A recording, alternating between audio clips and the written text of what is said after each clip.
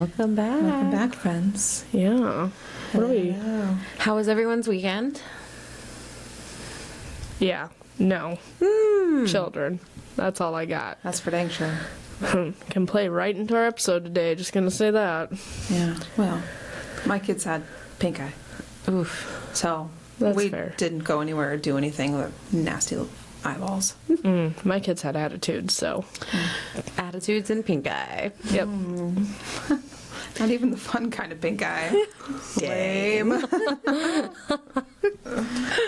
No, just straight up ooey gooey pink eye. Delicious. Have you watched the third Trolls yet? Honey. Oh my gosh, I'm gonna throw you. Well, right now we're really stuck on The Wizard of Oz, and that's all we watch. Would love the All Wizard the of time. Oz. That's a good. We went through that phase not that long ago, though. Man, We really but it's did. like 3 times a day.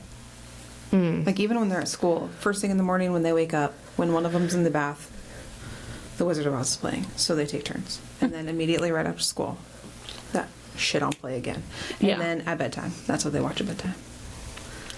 Well, So no, we haven't watched the third Trolls yet. No. well, in that one, there's pink eye. So Oh. that's what made me think of it. Oh, sure. Yeah. Okay. What about you? What'd you do this weekend? I went and hung out with my guy friend. Fun. Love that for you. Yeah, we just hung out. Relaxing weekend. He was kind of sick, so just Yeah. low-key weekend. Those are good though. Sometimes you need those. Yeah. Yeah, I sometimes just crave those. It was nice. Yeah. Yeah, just I crocheted and slept while he played video games. The old lady hobbies. There they are. I made some bread, Yay! I love but bread. I didn't make sourdough though. I made regular sandwich bread because every single week James goes like in the middle of the week to get sandwich bread, and I'm like, I'm just gonna make it this week. They ate a whole freaking loaf yesterday, and I'm what? We have times where it's like we go through the loaf in a day, or the whole entire loaf sits there for a week and no one touches it. Yeah. Can we find a balance? Same with bananas. Good Lord I was about the just bananas. gonna say that. Oh my gosh. Now that I have Bubba and Nardo, they don't really last as long because they're the fruit kids. But I can never make banana bread anymore because They they just just don't last. gobble them up. Yeah. Oh my god, I will pay you to make me banana bread. I will make you some if you would like some. I freaking love banana bread. You don't have to pay me. I can do it out of love. Please. I will. I mean, I'm already going to love you forever, but I will well. extra love you forever. Brownie points for KK. If you ever feel like going to the store, like I think it's Pillsbury or something, makes like a pre-made banana bread. They do? Yeah. Trash. Don't waste your money. Trash. It's not good. Okay, but it is hard to find like a good quality banana bread. It's either too dry or they put nuts in it. So there's another bread. It's not banana bread. There's another bread that's like banana bread. Zucchini. Yes. Bread. Okay, so my Lauren. My Lauren. My Lauren. Lauren's mom, when we were in college, used to make a chocolate chip zucchini bread. Oh my gosh. That was to die for. It was, pardon me, so moist. Sorry, but that's the only way I can describe it because, Damp bread. to die Yeah, see, for. damp doesn't work as a fill-in word for that. No. What would you use? Nothing. I would just say that this is good bread. This is good bread. That is delicious. All right. Well, Lauren, if you're listening and you want to have your mom send us some bread, Please we wouldn't be mad. send us some zucchini bread. Please. Sounds so good. I bet it is. It was delicious. I haven't had it in so many years, and I still think about it. Like, that's how good it was. It's like me and that blueberry pie that I was telling y'all about. Oh yeah. Oh man, that pie. Think about it. And like, so like my grandma, she always used to make raisin bars, and I'm not like a huge raisin fan, but these bars are so good. But I know how to make those now, so Nice. That sounds good. sharing is caring, and Yeah. less is diseases. That's Very true. Thank you for that insightful. That was Little advice tidbit. with KK and today's vocabulary. Yeah, anyway, let's get right into the episode on that note. Okay, friends, today's vocabulary word is demarcate. That sounds like a name. Yeah, it's like DeMarcus. Yeah. Yeah. Demarcate. Yeah. It kind of reminds me of defecate. Well, no. Well, no. Okay. Let's see. What do you think? Demarcate. Demarcate. It's the market. Oh, Lord. Winning. You're so good at this. I'm gonna say the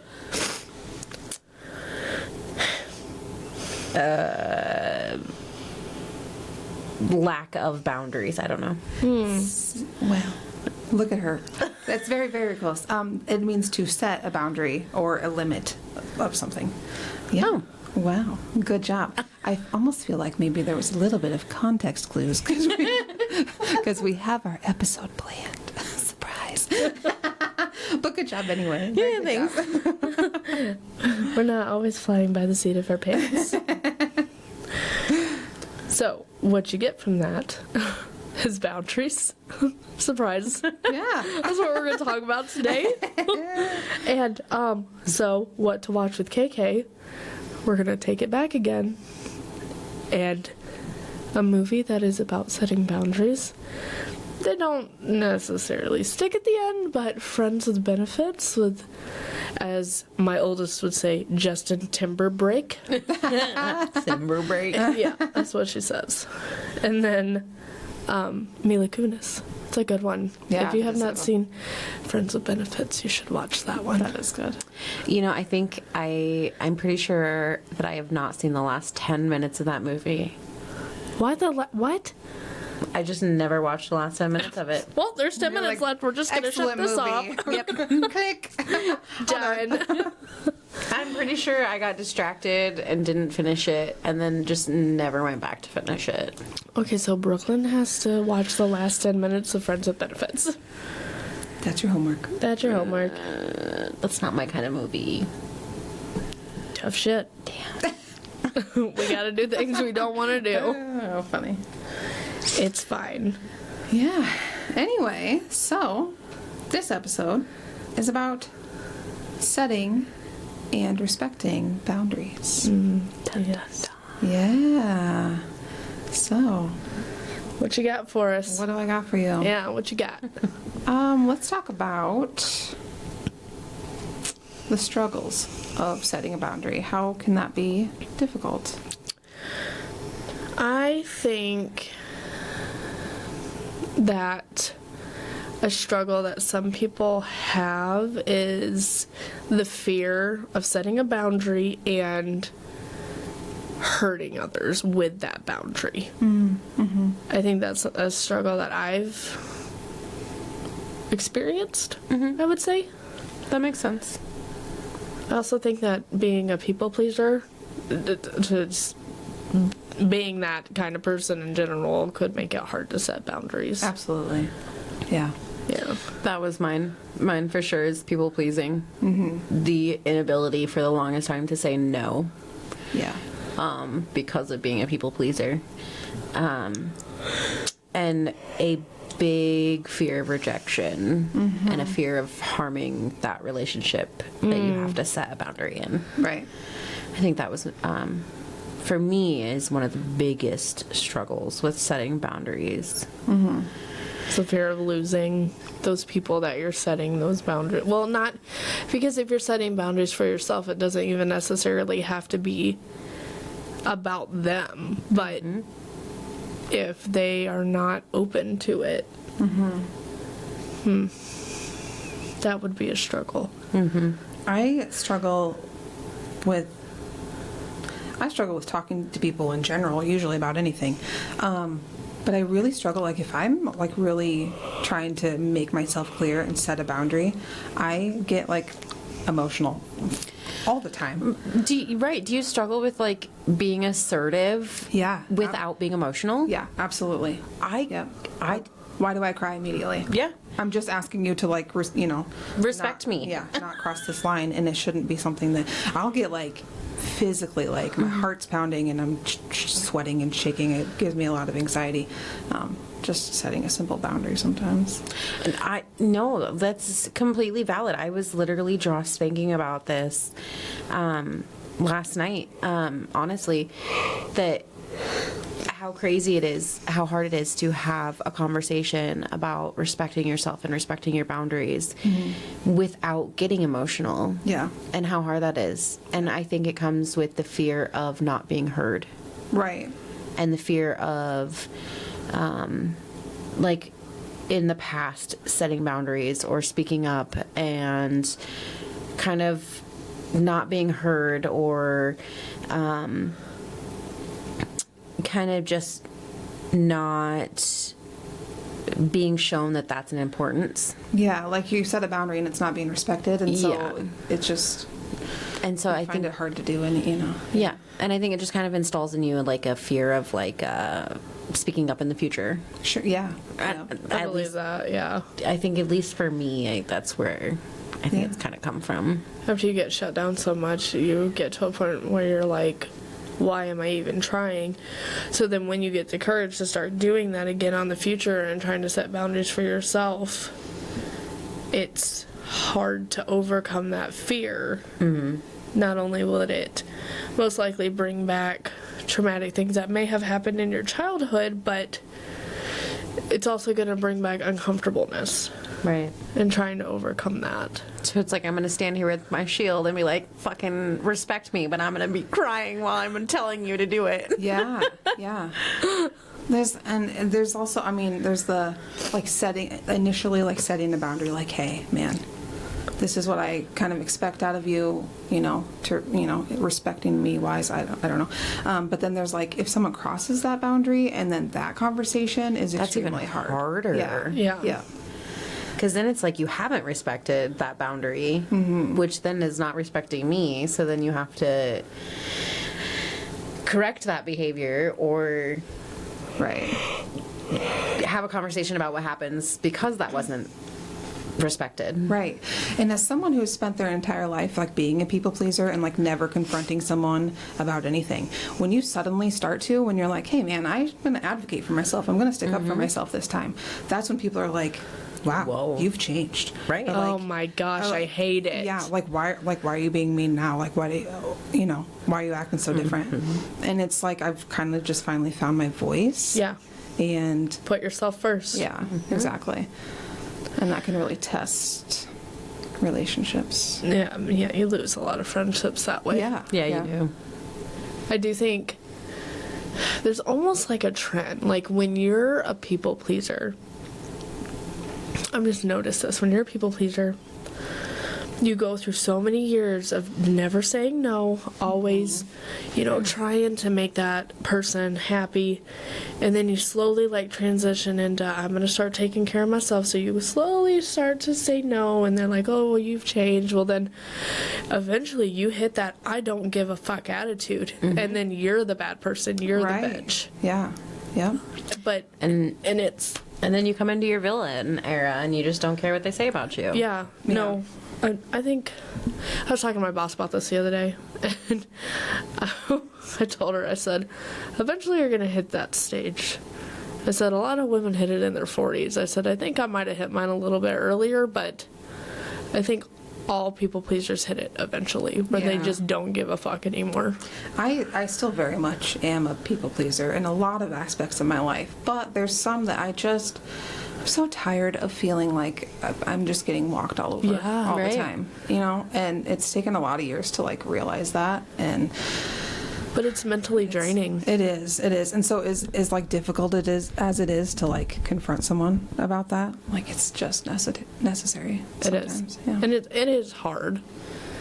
And it's coming to that realization and convincing yourself that it is okay. That's one of the hardest parts, I think. Having that conversation with yourself is incredibly hard. Yeah. Allowing yourself that permission is hard. Yeah. Especially when you have it in your head that it's not, you don't have that permission. Right. Yeah. Like when that's been your narrative for so long. Changing that narrative is hard. Yeah. Absolutely. And I think that initial like setting of a boundary with someone, as much as like it can be really just hard to do, it's really important that you like very clearly vocalize what you expect. Yeah.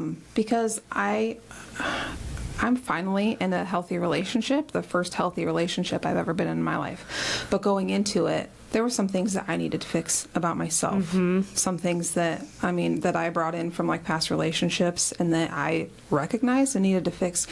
And certain boundaries, certain things, certain expectations, I didn't vocalize right away. And then I like ended up hurting my own feelings, it's like, okay, you also cannot expect them to be a mind reader, Right. do you know what I mean? And so it's really important to like very clearly vocalize your boundaries in the beginning, so that there can be that respect. But I think that's important too, is having boundaries within yourself. Oh, sure, yeah. Like Yeah. holding yourself accountable for boundaries Yeah. and like what you allow yourself to, I guess what you hold yourself accountable for, Yeah. and what you allow yourself to put up with or not within yourself, Yeah. I guess. I think that personal boundaries is with yourself is something that people just kind of look past. They don't always think about it. Yeah. I don't like at all. Right. I didn't for a very long time. I don't know if I've ever set something for myself. It took me a very long time, but my space is a boundary for myself. Yeah, that makes sense. And my timeouts is a boundary for myself. Like when my wife and I, for example, like if we were having an argument and I need a timeout, not only is that a boundary for her, like to just leave me alone for a little bit, but that's also a boundary for myself to not explode and make things worse within myself, but also within the situation. Right. So like, it's a double boundary. Yeah. Yeah. Yeah. Which is like really important for both of you to respect that boundary. Yeah. And it took a long time for me to acknowledge that I needed that boundary. Yeah. That was one of my negative traits that I had to work on. And Yeah. but yeah, boundaries are definitely important for you and everyone else. Yeah. I think that it helps your mental health tremendously Yeah. if you take the time to recognize it and set those boundaries and acknowledge that either that person is going to respect them and grow with you, or they're not meant to be in your life. Yeah. Yeah, absolutely. Yeah. Do you have any like examples of a boundary that you've set? Whether, I mean, even if it was like respected, it's just something you set, or something that was maybe disrespected, or I more set boundaries with my kids than anything. I have a couple kids that are they love physical touch, and I am not a physical touch person. And I have to like tell him like, you need to sit over here for like 20 minutes. yeah. Like I almost have to set like a designated time to like have that snuggle session. Yeah.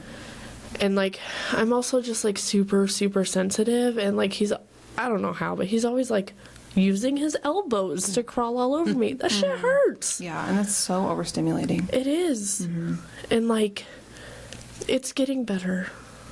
Don't get me wrong. We're still working on it. I don't think he understands it though, and trying to explain it to him is very hard. Yeah. That would be a hard one to explain to your kids, because it's not like I don't want to love on you. I love you Right. so much.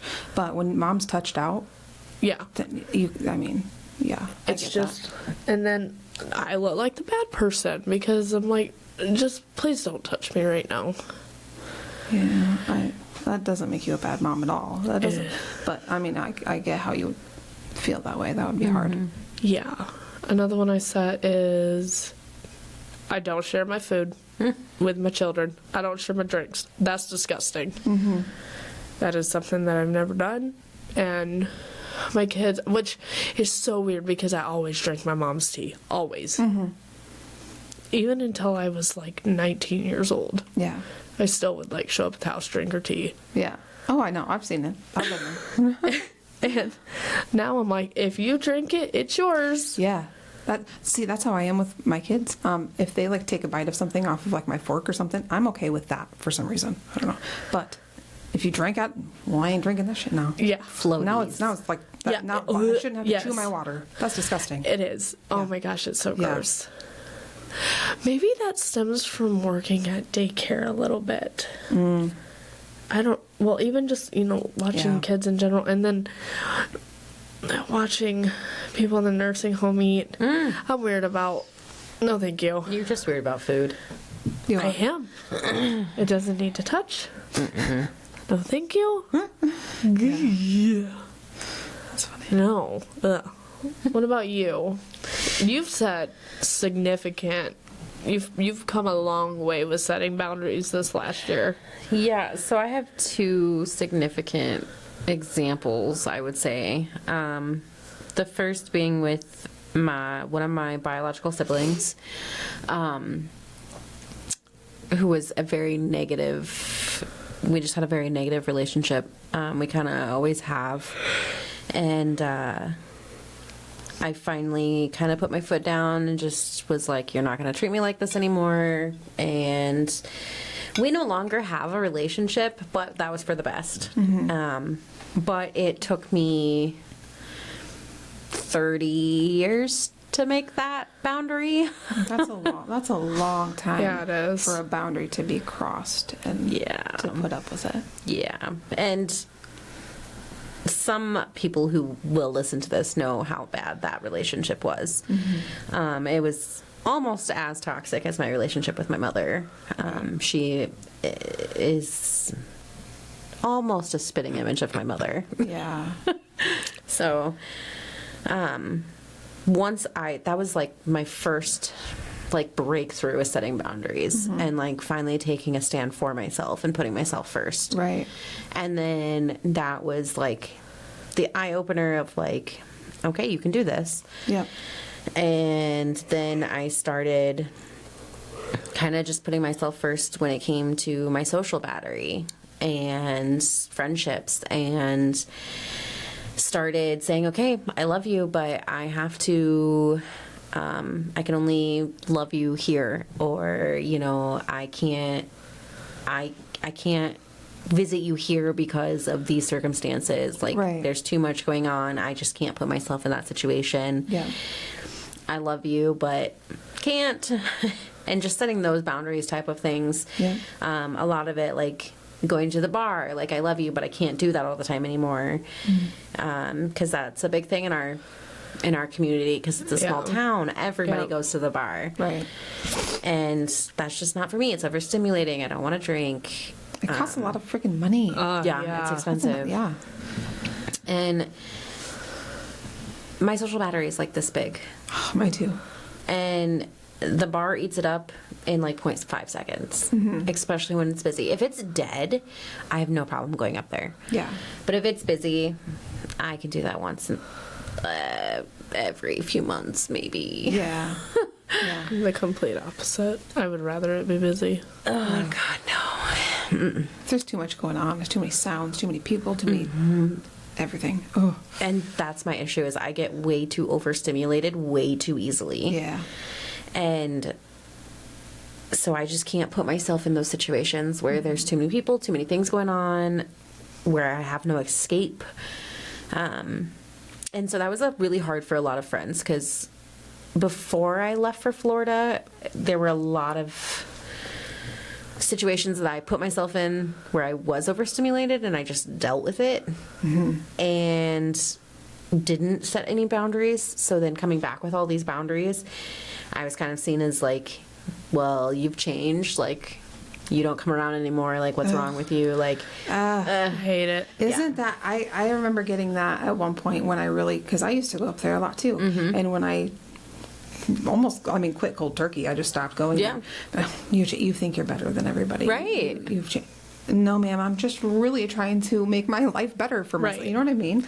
Like, why is that such a negative thing to stop going out to drink all the time? the whole, you think you're better than us now. I hate that. Just because I don't want to go to the bar anymore.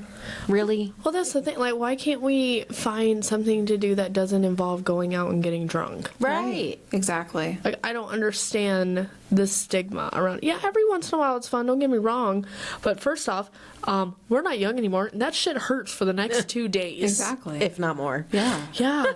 Yep. Oh my god, it's just not fun the next 2 days. Yep.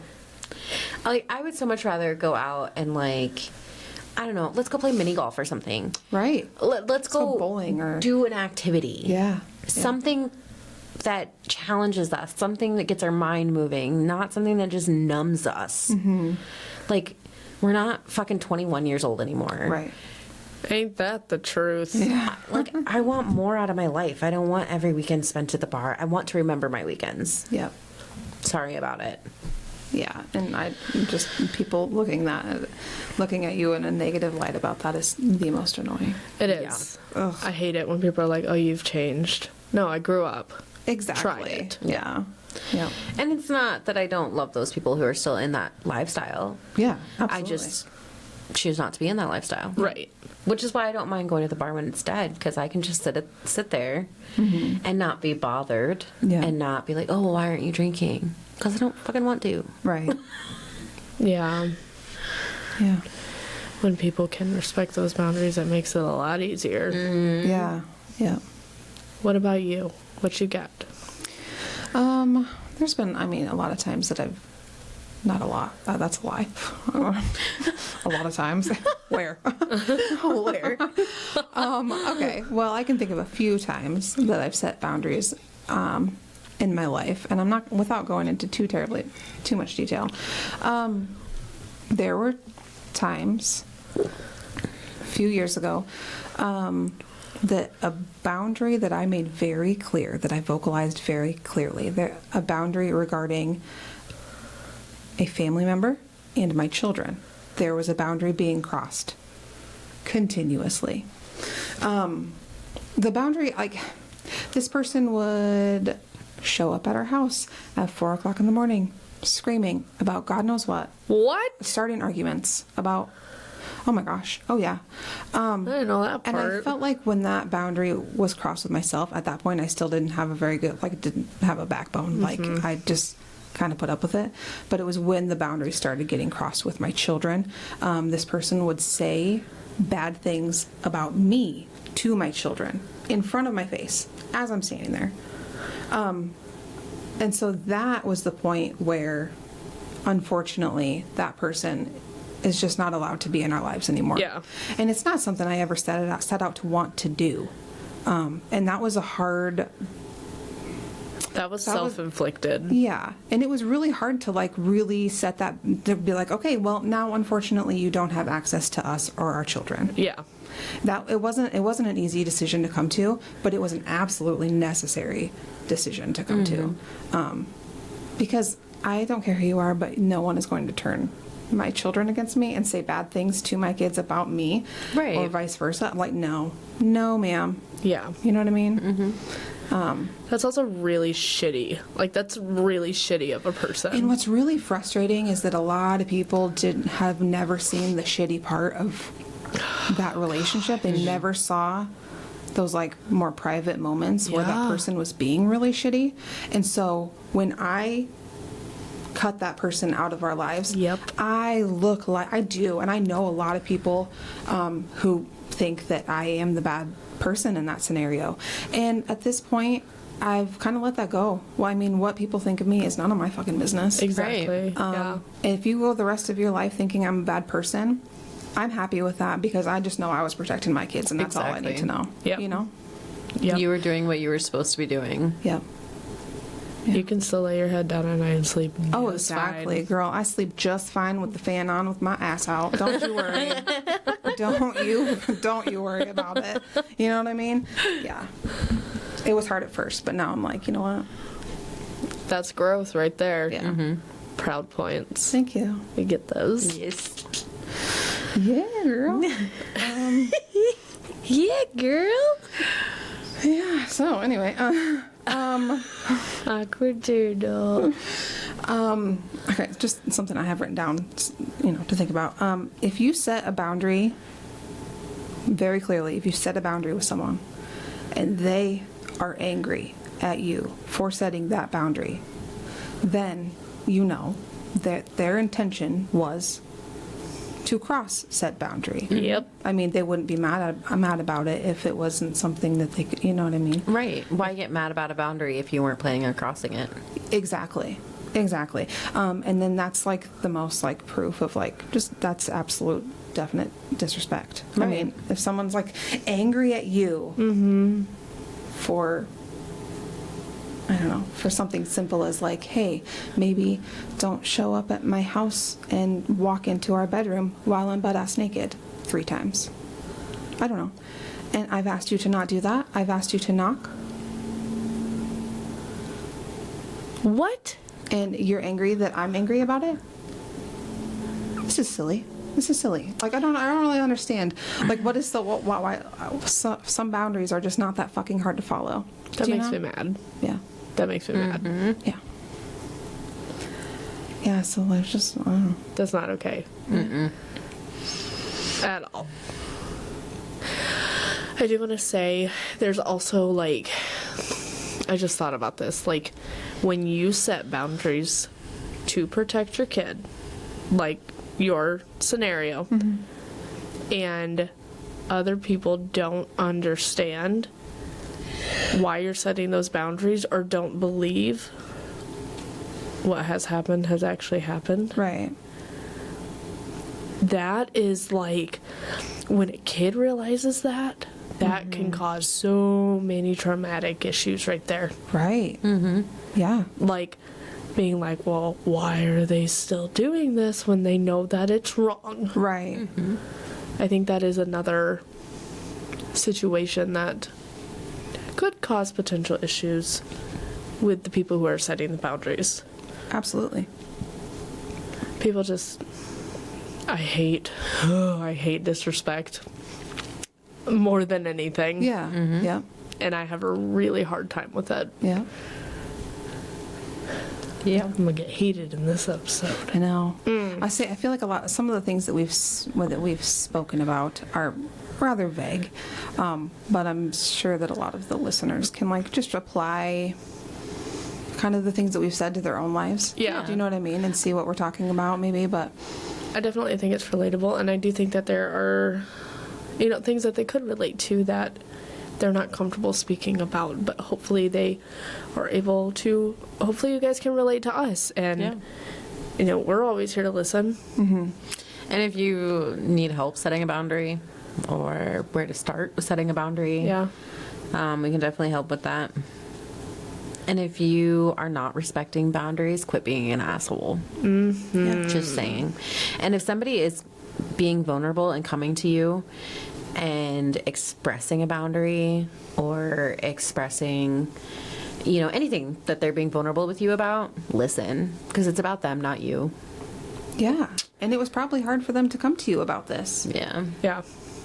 Just be respectful, be kind, considerate. It's not that hard. Be a decent human. Yeah. Because boundaries are about, like, when people set boundaries, it's for them. It's not for you. It's for them.